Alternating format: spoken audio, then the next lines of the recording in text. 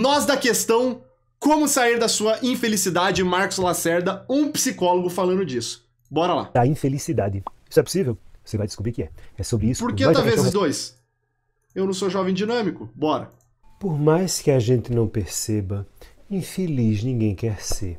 Mas há como fugir da infelicidade? E por que é que eu estou trazendo essa reflexão hoje para a gente? Por causa de um e-mail que eu recebi. Vamos escutar e depois vamos entender. Aí, ó, se você quiser mandar também perguntas de infelicidade, contato@soldierbr.com, manda lá que talvez você venha para um programa como a gente recebeu um e-mail hoje. O que é que isso pode ser transformador na sua vida e na forma que você administra os seus sofrimentos. Inclusive eu vi um estudo muito interessante, eu vou até aconselhar para vocês, não vou aconselhar para vocês. Soldier, tô me sentindo perdido. Vá no chat GPT e peça para ele agir como um psicólogo. Eu tava vendo que inteligências artificiais estão tendo mais sucesso em terapias do que terapeutas, justamente porque a inteligência artificial tende a neutralizar o viés dela e um terapeuta um humano, né, é impossível neutralizar o viés dele. Então, não vou falar, se você tiver uma puta depressão, vai num profissional mesmo. Mas se você tá com dúvidas, fala assim, chat GPT, finja que você é um psicólogo e você vai me atender. Eu não sei se vai funcionar, talvez eu faça esse experimento ainda em live hoje e a gente vai ver o que vai acontecer. Interessantíssimo, vamos fazer isso que eu lembrei que eu vi um estudo falando que a inteligência artificial tá mais efetiva em terapia que o humano. Sejam eles quais forem, escuta o e-mail. A pessoa que me escreveu já começa dizendo que não gostaria de estar me escrevendo para reclamar da vida dela, mas que tem percebido já há um bom tempo que tem uma série de coisas ruins que estão... Olha o primeiro exemplo. Eu não gostaria de estar lhe escrevendo para reclamar da minha vida. Isso é o ego dela. O ego que tá falando isso, porque ela tá escrevendo, a consciência dela quer esse ato, mas o ego dela acredita que reclamar da vida pros outros ou fazer é alguma coisa ruim. Então ela tem essa crença interna que ela desenvolveu por qualquer motivo, que ela já começa se justificando. Esse fato de você ficar se justificando, se explicando, sei lá, exemplificando, são máscaras que a gente veste por qualquer motivo. Ele aproveitou do conteúdo e se ela não tivesse colocado essa primeira linha, ele leria o e-mail de qualquer forma. Então é claro, às vezes você se justificar é importante numa situação. Cheguei atrasado, pô, desculpa, eu cheguei atrasado porque, sei lá, tava um trânsito, não sei o quê. É importante no nosso convívio social. Mas às vezes é simplesmente um comportamento que a gente desenvolveu inútil. E que talvez impossibilitasse. Ela não gostaria de estar escrevendo, mesmo assim ela escreveu. Imagina quantas pessoas não escreveram porque não gostariam disso. Então tiveram uma crença, desenvolveram uma crença limitante, e essa crença limitou ela, por exemplo, de ter uma pergunta respondida. Estão acontecendo sempre na vida dela. E aí ela fala de problemas financeiros, problemas no trabalho, briga do marido com a mãe dela. E aí, por causa desses problemas, ela vive angustiada e não consegue dormir direito. Ela chega a dizer que não está achando mais prazer na vida. Olha isso. Então, aí ó, olha que legal. Eu não sou psicólogo, né? Mas vamos dizer que isso chegasse até mim, chegasse no e-mail, ó. Com consequência, vivo angustiada e não consigo dormir direito. Não estou achando mais prazer na minha vida. Tem dias em que acontece uma série de coisas pequenas, mas ruins, e parece que uma vai me levando a outra, e quando junta tudo, e que quando me vem uma irritabilidade enorme. Começa a acontecer uma série de pequenas... Além do pensamento de que eu não deveria nem ter saído da cama. Eu, assim, totalmente não psicólogo, totalmente não profissional falando, eu já vejo vários problemas aqui. Primeiro, o que desanima ela? A angústia, o fato dela não dormir direito, ou o pensamento de não querer sair da cama. Porque são três coisas diferentes. A angústia é um desespero de você não conseguir agir, uma impotência, né? Então, é um sentimento e a forma de você lidar com a angústia é diferente. O você não conseguir dormir é algo fisiológico. O ser humano precisa dormir bem. Se ele não consegue dormir bem, logicamente vai afetar as outras áreas da vida dele. E esse pensamento de não querer sair da cama, o desânimo, a desesperança, é outro sentimento. Às vezes, o simples fato dela não dormir direito acarreta nos outros dois. Como eu não dormi bem, eu me sinto angustiado. Como eu me sinto angustiado e é um sentimento ruim, eu não quero sair da cama para sentir esse sentimento. Então, olha que da hora. Às vezes, o simples tratamento que uma pessoa que está numa situação dessa precisa é regular a saúde dela. Então dormir bem. O que é receita para dormir bem? Aí você não pode se alimentar muito tarde, fazer atividade física. Aí tem várias coisas. Às vezes precisa de uma medicação também para poder dormir melhor. Mas às vezes é só isso. Às vezes a angústia e esse desânimo derivam disso. De outra forma, às vezes a angústia ela é causada por essa impotência de decisão. Então o que ela precisa não é necessariamente entender a felicidade de tudo, é simplesmente agir nas situações. A mãe e o marido estão brigando, vai lá agir, haja, faça alguma coisa, tome frente. Estou com problemas financeiros, procure outro emprego, não sei, consiga... não estou falando que é fácil, mas às vezes a solução é essa. E aí a pessoa cai às vezes nessa bola de neve e vai se atolando porque não consegue descobrir, pensa que é um nó, né? É um fio, pensa o seu fone de ouvido, que você pegou ele todo embaraçado. Se você descobrir as duas pontas dele, fatalmente você vai conseguir desenrolar ele, por mais que dê muito trabalho, por mais que não seja fácil, e conseguir desenrolar o fio. A questão é que às vezes a pessoa tá com tanto nó, tanta coisa, que ela não acha as pontas. E se não achar as pontas, como que você vai desenrolar o nó? É muito, muito, muito mais difícil. Coisas ruins, ela tem a sensação de que uma coisa atrai outra e isso deixa ela extremamente irritada, além do pensamento de que ela não deveria nem ter saído da cama. E sempre que ela se pega avaliando a vida dela, que segundo ela é cheia de coisas Cozias ruins, hein? Cozias ruins, hein?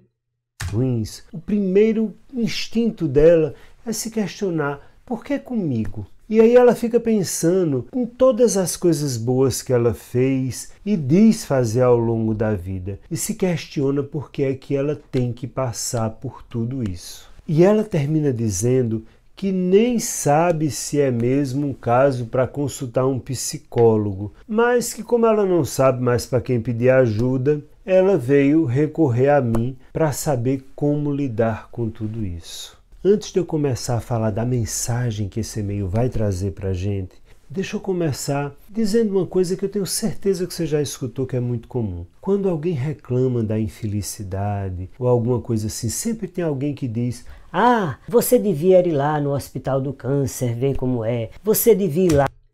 Isso aí entra ali no que eu falei das expectativas. O sofrimento, às vezes, ele não é tão grande, mas em relação às expectativas faz sentido. Eu não sei o que ele vai falar disso, mas eu considero isso sim. Eu acho que trabalho voluntário ele é sempre muito bom, não porque você tem que ficar comparando o teu sofrimento com os outros, mas quando você vê situações ruins e que você consegue fazer a diferença e participar, que é o caso do trabalho voluntário, a gratidão ela nasce em você. A gratidão ela não é um sentimento passivo, que você simplesmente sente ela. Você tem que ativamente ser grato. Então, um amigo seu te emprestou um dinheiro, você tem que ir lá e fazer alguma coisa por ele para mostrar tua gratidão. Teus pais te ajudaram, sei lá, numa mudança, você vai lá e paga um jantar por eles. Então, ativamente você tem que fazer algo pela gratidão. E quando você vê pessoas em situação muito pior que a sua, e não precisa ser, passando fome, câncer, criança com câncer, por exemplo, aqui tem o Boldrini, que tem as crianças com câncer, que aí já é um sofrimento muito alto, porque é um sofrimento que deriva, famílias inteiras afetadas pelo problema, mas pode ser simplesmente você ir numa escola primária, dar uma aula para crianças, você consegue entender, você desenvolve essa gratidão de forma ativa muito mais fácil. Você fala assim, cara, eu que sou um merda, como todos os seres humanos, não existe um ser humano melhor ou pior, geralmente todos nós somos merdas, consigo ajudar essas pessoas. Então, esse desenvolvimento dessa gratidão, na minha opinião, ela é muito importante. Então, vamos ver o que ele vai falar mesmo para eu poder continuar. Lá na comunidade e ver o que são as pessoas passando fome. Ah, você não tem a menor ideia do que é sofrimento. Para, bebê! Para! Porque eu não encontro a minha felicidade nem a minha paz de espírito me medindo pela desgraça, tristeza ou infelicidade do outro. Tá, eu achei que ele ia falar outra coisa. Ele falou pra parar mesmo, mas assim, você não encontra realmente, mas ajuda. Aí eu vou falar do meu lado, ajuda.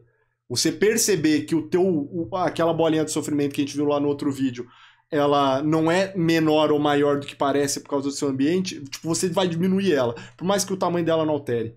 Você vai lidar melhor com esse sofrimento. Isso não faz o menor sentido. Até porque os médicos costumam dizer uma coisa curiosa. Se tiver algum me assistindo, me corrija nos comentários se eu estiver errado. Mas os médicos costumam dizer que a pior dor que uma pessoa pode sentir É a dor que ela está sentindo, mas aí eu tenho um contra-argumento, quer ver? é a do cálculo renal, que é uma dor. Não, pô. A pior dor que a pessoa, pelo menos o médico fala, é que ela tá sentindo ali, por isso que o médico tem que tratar. Sim, que dependendo da idade pode até matar, dado a descarga de adrenalina, às vezes é tão grande a pessoa infarta da dor de um cálculo renal. E eu digo não, a pior dor não é a de um cálculo renal não. Sabe qual é a pior dor? A pior dor é aquela que eu estou sentindo. Se eu tivesse... Aí, bom, pelo que eu sabia, os médicos... Mas aí que tá. Ok, mas você se colocar em situações de sofrimento, de dor, te ajudam a lidar com dores. Imagine que você teve um cálculo renal. Puta que dor horrível. Se você quebrar um braço, você vai sentir uma dor, mas nunca vai ser a dor que você sentiu no cálculo renal. Como você fala isso? Somos homens. Todos nós já tomamos um chute no saco, a gente sabe o quanto dói. Se eu falar pra você, você prefere tomar um chute onde? Você vai falar todos os lugares do seu corpo, e se você tomar um chute no braço e doer, vai falar, puta, pelo menos não foi no saco. Mesmo que esteja doendo. Então, esse lance de você chegar e conviver com o sofrimento alheio, e aí tem até um lance do Clube da Luta, né? No Clube da Luta, o protagonista, ele vai para os centros de ajuda porque ele começa a se alimentar do sofrimento alheio, né? Ele tá lá não porque ele tá sofrendo, mas porque o sofrimento alheio minimiza o sofrimento dele. E ele tá lá meio como um usurpador, né? Ele não é muito recomendado isso, mas é a mesma brisa. O sofrimento alheio ajuda você a entender e quantificar o teu sofrimento. Ele é a solução? Não. Você ficar vendo a desgraça e pensando na desgraça dos outros é a solução? Não. Mas você conviver com pessoas sofrendo e conseguir minimizar o sofrimento delas, por lógica e por aprendizado do teu próprio cérebro disso, vai minimizar o teu sofrimento também. Sentindo uma dor de ouvido, não tem dor pior no mundo. Se eu estiver sentindo uma dor de dente, não tem dor pior no mundo. Se eu estiver sentindo uma dor de um cálculo renal, não tem dor pior no mundo. Isso colocado, vamos agora à nossa reflexão para você entender que você não precisa viver na infelicidade e como fazer isso. Você já parou para pensar? Quer ver um exemplo? Quando eu perdi primeiro meu avô, pai do meu pai, e fui no velório normal, não sofri tanto porque eu não era tão próximo dele e meu avô tinha Alzheimer, então ele já estava meio gagado as ideias. Então eu não consegui ter uma convivência muito próxima com meu avô. Mas eu lembro de ver ele no caixão e a memória que eu tenho do meu avô até hoje é ele no caixão. Quando eu fui apresentado a esse sofrimento, como ele não foi tão grande, me mentalizou essa parada. Quando a minha avó morreu, que eu falei no começo do programa de hoje, já foi um sofrimento bem maior, porque eu era muito próximo da minha avó. E eu me recusei a ver ela no caixão, porque a memória que eu tenho da minha avó é ela na cozinha. Não é ela no caixão, eu não vi ela no caixão. Apesar de que falaram que teve uma cena muito bonita do meu avô abraçando ela, sei lá, talvez tenha meio mórbida. Na minha cabeça eu imaginar essa cena é meio mórbida. Mas minha mãe fala que foi bonito, que ele se despediu abraçando dela ali no caixão. E aí quando meu avô se foi mais recentemente, meu avô morreu ano passado, acho, ou ano retrasado, o sofrimento que eu tive com a minha avó, ele foi... E assim, eu era muito mais próximo do meu avô. Tipo, meu avô era meu amigo mesmo.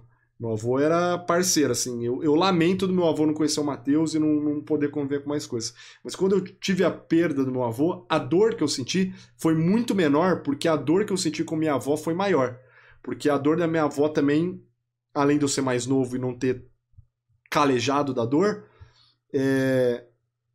afetou muito mais a família. O meu avô, meio que a família inteira também tinha aprendido com a perda da minha avó, então foi um pouco menos sofrimento. E é isso que ele fala assim, quando você tá com o cálculo renal vai ser a pior dor, quando você tiver com a dor do dente vai ser a pior dor, sim, mas essas dores, depois que você sente uma dor realmente absurda, elas são minimizadas, e aí eu vou falar da minha experiência. Eu considero que eu sofri bastante na minha época depressiva. Eu tinha um sofrimento, era uma dor ruim, era uma sensação muito ruim, a ponto de eu pensar não em me matar, mas em morrer. Que morrer seria um alívio desse sofrimento.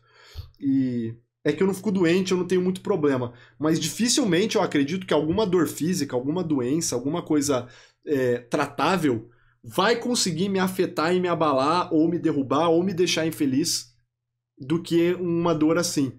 Porque Pode ser que às vezes eu tô com uma dor que também me dê vontade de morrer, né? Aí talvez seja igual, mas, por exemplo, quebrar o braço, um cálculo renal, uma dor nas costas, é muito pouco pelo que eu já assim, imagino que eu... A dor que eu vou sentir disso é muito pouco pelo que eu já senti.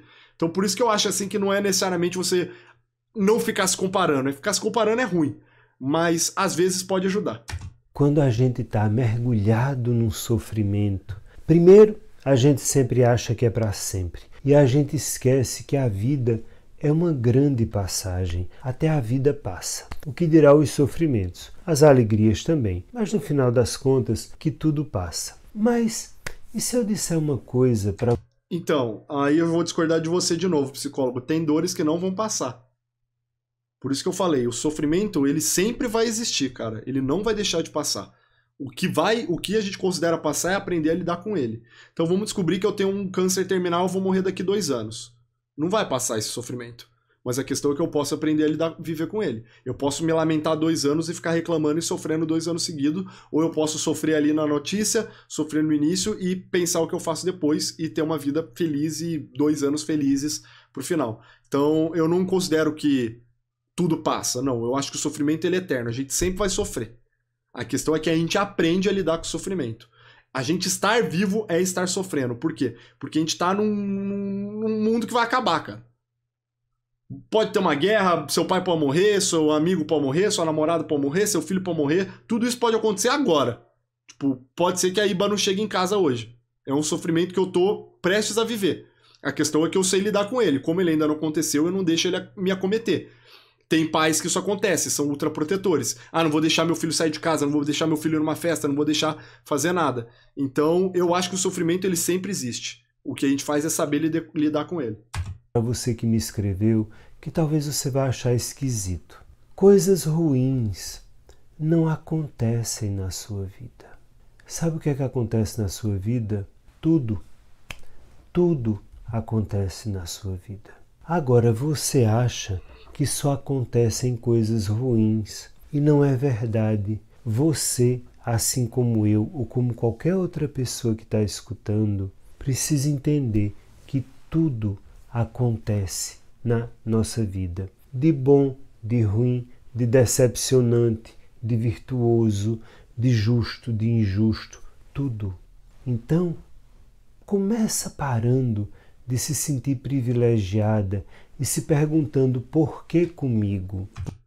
Tá, interessante essa ótica. Realmente, a gente não tem controle do que vai acontecer na nossa vida. O que a gente pode entender é por que estamos nos sentindo assim com os acontecimentos. Porque a pergunta certa é por que conosco? Porque acontece com todos nós. E eu vou lhe responder por que com todos nós isso acontece, para que vocês aprendam que a infelicidade é, antes de mais nada, um ponto de vista. Você pode olhar para tudo isso que você está vivendo como algo injusto, desesperador, eu sou uma pessoa boa, mas... E pode ser tudo isso.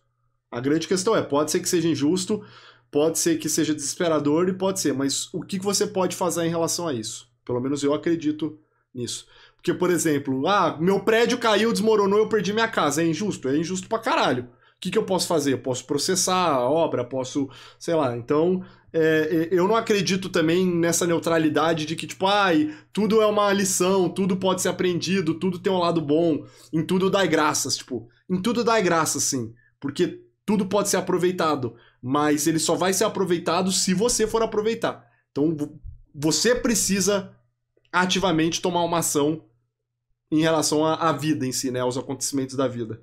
Então, minha avó morreu. Vou dar graças por quê? Eu tenho que entender isso. Eu não simplesmente dou graças porque tudo que acontece é gracioso. Não, você tem que entender por que aquele evento você é grato a ele, né? E se você se perguntar, o que é que essas coisas têm para lhe ensinar? Aí, ó, é essa brisa que eu acabei de falar. A questão é que dificilmente a gente vai conseguir ter essa interpretação rápido. Então, por exemplo, você tá brigando com sua esposa, seu namorado, tudo, e tá numa situação ruim. O que isso pode te ensinar? Não necessariamente você vai ter a resposta rápida. Talvez demore anos para você entender onde essa briga levou.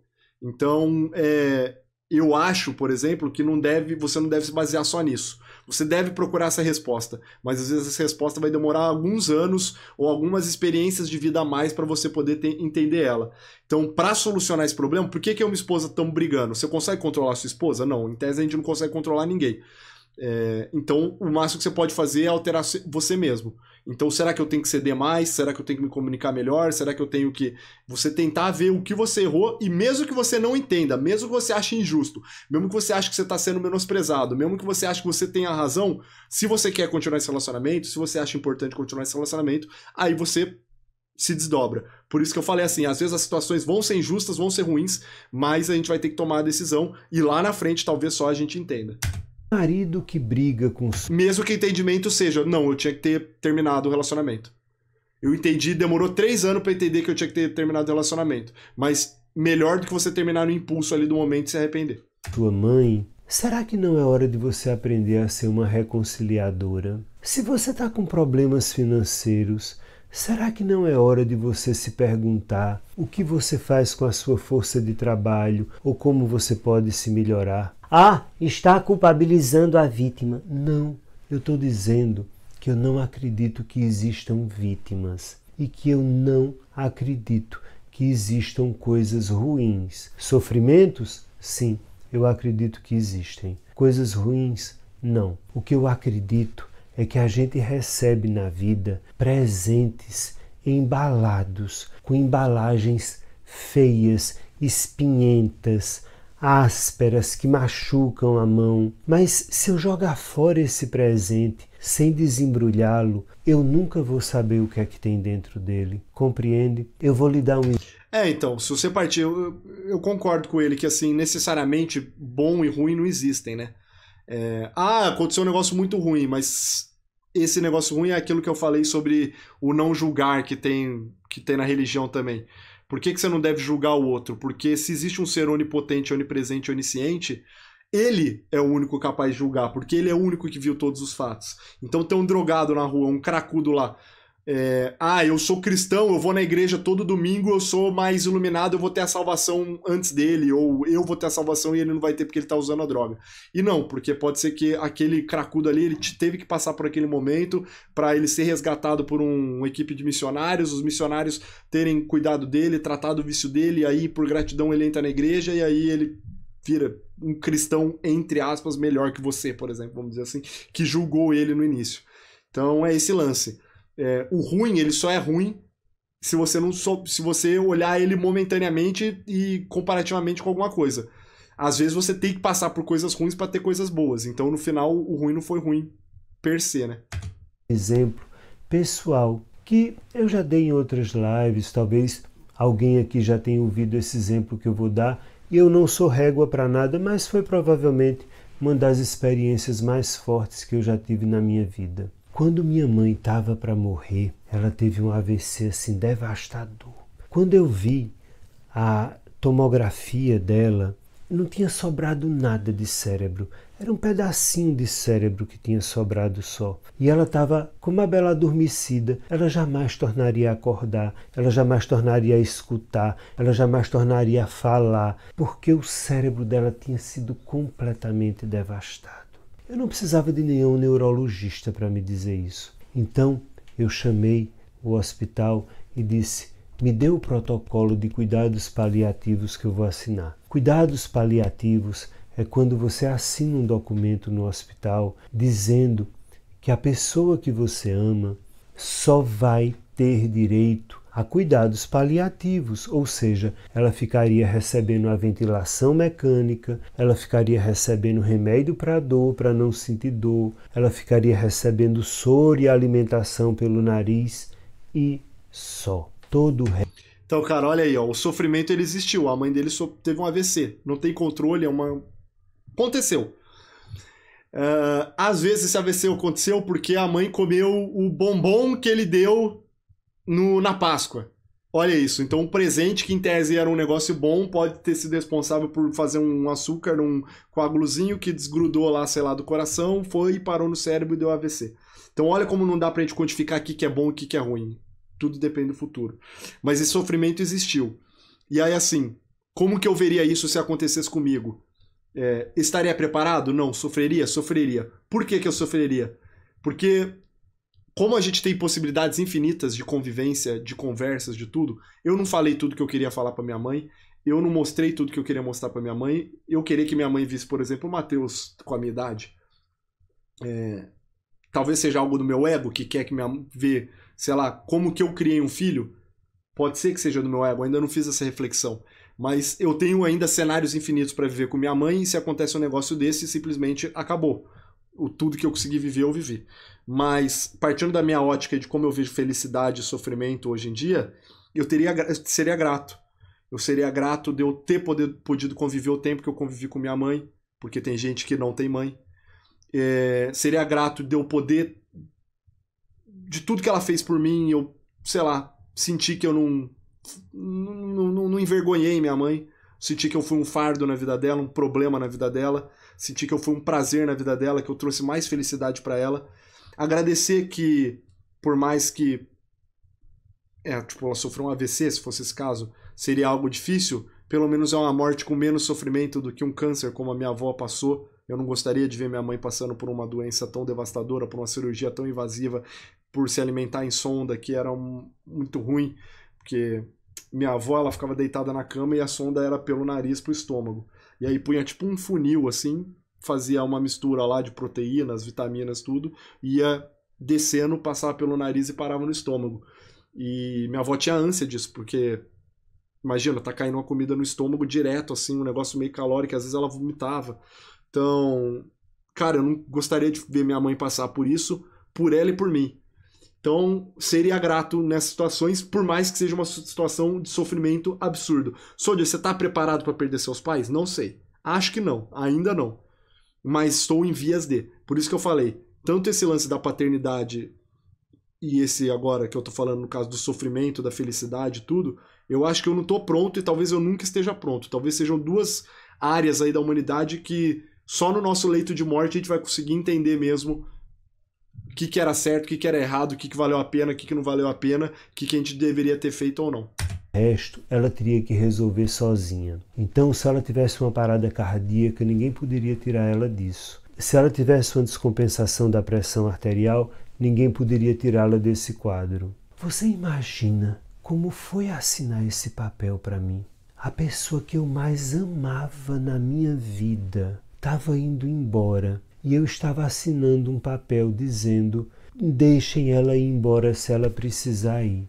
Foi a coisa mais difícil que eu já fiz na minha vida. Mas o sofrimento era só o embrulho disso tudo.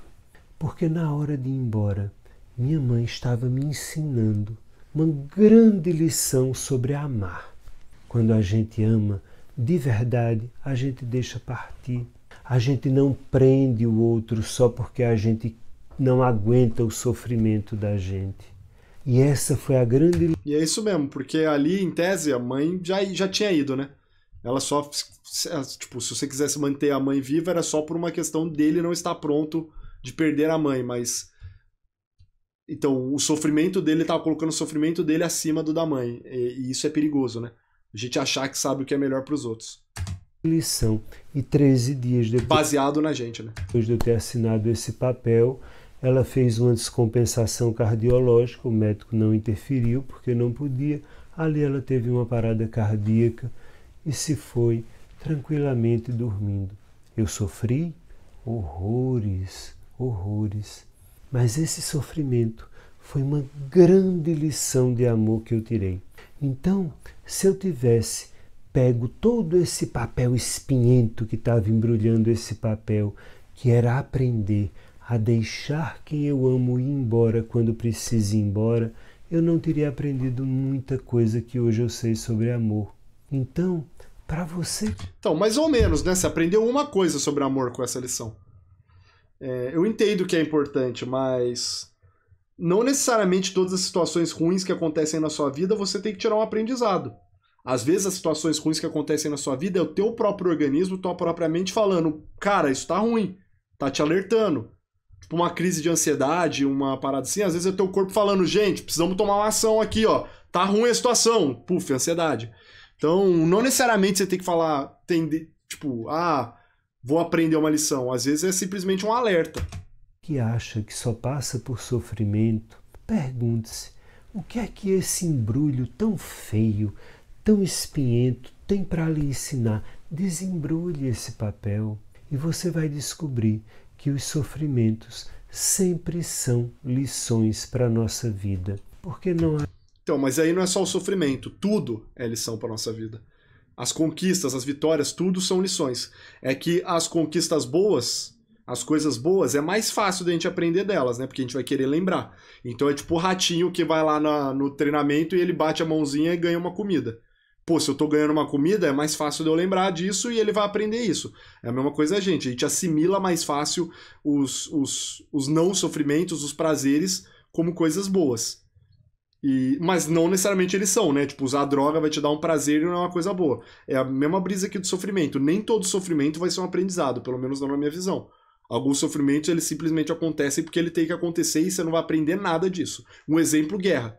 Tipo, um fotógrafo, um cara que vai pra uma guerra, um negócio desse. Não tem nada de bom pra você aprender dali.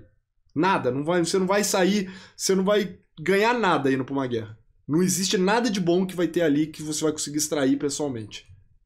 Mas é um sofrimento que existe. Não há vida sem sofrimento. Não há vida sem dor. A vida é dor. Desde o momento que a gente nasce. A gente nasce com dor. A gente tá lá num lugar legal e de repente esse lugar começa a ficar apertado. Olha o bagulho que eu falei. Já sou quase o psicólogo 2, hein? Espremido, sufocante. A gente nasce chorando para aprender a respirar. E a primeira respiração da gente é dor, é sofrimento. E se a gente não aprende com esse sofrimento, a gente morre sem ar. Compreende? Então, Tá, discordo completamente. O nenê não chora para respirar. Ele chora porque ele tá sofrendo, porque dentro da barriga tava mais confortável, é um desconforto. Mas ele não aprende nada. O nenê, inclusive, ele vai morrer se ele não for ensinado. Quem ensina o bebê não é o sofrimento. Quem ensina o bebê é o pai e a mãe. O nenê vai sofrer e vai morrer. Estou com fome! Ele não vai parar, aprendi a sofrer aqui e vou comer. Não, precisa vir alguém enfiar o peito na boca da criança para ela comer. Então, tipo, a fome é um sofrimento inerente. E você não aprende nada com a fome. Para você... Talvez você aprenda que você precisa comer, mas... que acha que tudo na sua vida é só sofrimento, vou repetir. Em primeiro lugar, não é. Você não passa só por sofrimento. Você passa por tudo. Assim como... Discordo. Também discordo. Tem gente que não vai passar por tudo e tem gente que vai viver só o sofrimento. Não acredito nesse ser humano pleno. Sei lá. Vai ter pessoa que vai viver a plena desgraça a vida inteira dela só sofrendo. Vai ter pessoa que nunca vai saber o que é amor. Vai ter pessoa que nunca vai saber o que é gratidão. Vai ter pessoa que nunca vai saber o que é felicidade. E isso existe. É raro, mas existe. Como eu e como qualquer outra pessoa que está escutando. E neste momento, que tal começar a olhar as coisas que você tem e que você já aprendeu na sua vida? Você já aprendeu a comer. Você aprendeu a se dar banho, você aprendeu a se levar para passear, você aprendeu a ter uma família, você aprendeu a se comunicar. Parecem bobagens, não é? Mas quando a gente tem alguma coisa e perde essas coisas, a gente vê o quanto elas são importantes. Basta a gente quebrar um braço, uma perna, para a gente saber o como faz falta. Então, releia a sua vida de sofrimento dessa forma e você vai aprender como sair da infelicidade, porque a infelicidade é, de fato, uma escolha de leitura. E todos os momentos infelizes que eu vivo são presentes para que eu cresça, para que eu amadureça psicológica e afetivamente. Repito. Discordo de novo. Então, eu acredito que a infelicidade não é uma leitura que a gente faz do mundo, ela simplesmente existe. O que a gente tem que fazer é reler o sofrimento. E aí pode ser só uma questão sintaxe, gramática aqui, que ele escolheu a palavra diferente. Mas assim, o que é a felicidade em primeiro lugar? Para mim, a felicidade é a ausência de sofrimento. Como a vida é sofrimento, é muito difícil a gente exaurir o sofrimento. Por exemplo, se você tiver com fome, você não vai ser feliz. Se você tiver com sono, você não vai ser feliz. Se você tiver inseguro, você não vai ser feliz. Se você tiver com frio, então as primeiras necessidades básicas, você precisa manter todas elas para ser feliz. Só nisso aqui você já tem muito trabalho. Depois a gente tem as nossas necessidades sociais, que também dá muito trabalho. E depois a gente tem as nossas necessidades pessoais, que essas aqui eu acho que são as únicas que a gente pode alterar. Então, como assim necessidade social? Amigo, família, tudo isso, você não consegue mudar. Se você nasceu numa família disfuncional, sem pai, ou você perdeu seus pais órfãos, você não vai conseguir arranjar outros. Então, tem muita coisa que não está simplesmente no nosso alcance. O que a gente pode fazer é lidar melhor com esse sofrimento, não deixar esse sofrimento nos derrubar, nos deixar angustiados, nos deixar desesperançosos. Mas a gente nunca vai tirar esse sofrimento. Uma pessoa que perdeu o pai assassinado, dificilmente ela vai conseguir tirar esse sofrimento. Esse sofrimento sempre vai existir. A questão é que ela vai conseguir conviver com ele. Isso não quer dizer que eu acho bom o sofrimento. Eu quero apenas dizer que eu acho que quando ele passa, ele se torna algo muito enriquecedor.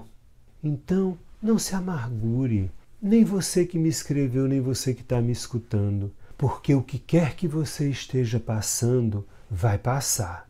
Mas aprenda com o que você está passando. Senão, isso volta embrulhado com outro papel de presente espinhento, com outra forma, com outra cara, mas volta até a gente aprender. A gente repete de ano até ter aprendido a matéria. E se é uma coisa que eu aprendi nesta minha vida, é que sempre que eu estou num momento muito ruim, de muita dor, de muito sofrimento, eu paro e digo, o que é que eu tenho para aprender com isso? Foi assim quando eu tive que assinar o papel para minha mãe. As minhas lágrimas molhavam o papel e eu internamente perguntava, minha mãe, você que me ensinou tanto nessa vida, que agora, nesse finalzinho, nessa partida, você ainda quer que eu aprenda. E quando ela finalmente se foi, eu entendi. Ela queria que eu aprendesse a deixar ir. E eu aprendi.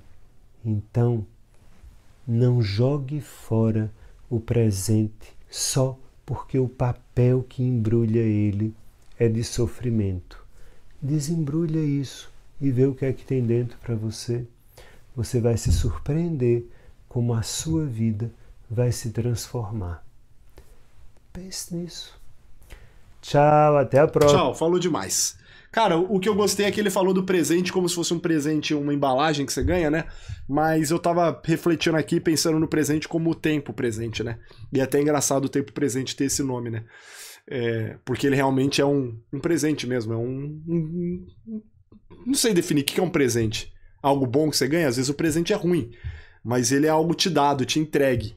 Alguém te entregou isso, né? Então, o momento presente, que seria o sofrimento que ele falou, ele realmente vem embalado, né? Ele vem as dúvidas, os medos, as inseguranças, as sensações ruins, e desembrulhar esse presente, não pensando ele como uma embalagem, mas pensando ele como o tempo físico, né? Estamos no momento presente, é você vivenciar tudo possível. Então, por exemplo, eu tive uma dor, o que é desembrulhar esse presente da dor? É entender tudo isso. É entender de onde ela veio, por que ela veio, o que eu posso fazer para combater ela, tudo. E aí, realmente, o que ele falou assim, eu concordo mesmo. Se você ficar evitando abrir esse presente, ele vai acabar voltando toda hora para você e cada vez mais intenso até você aprender a lidar com ele.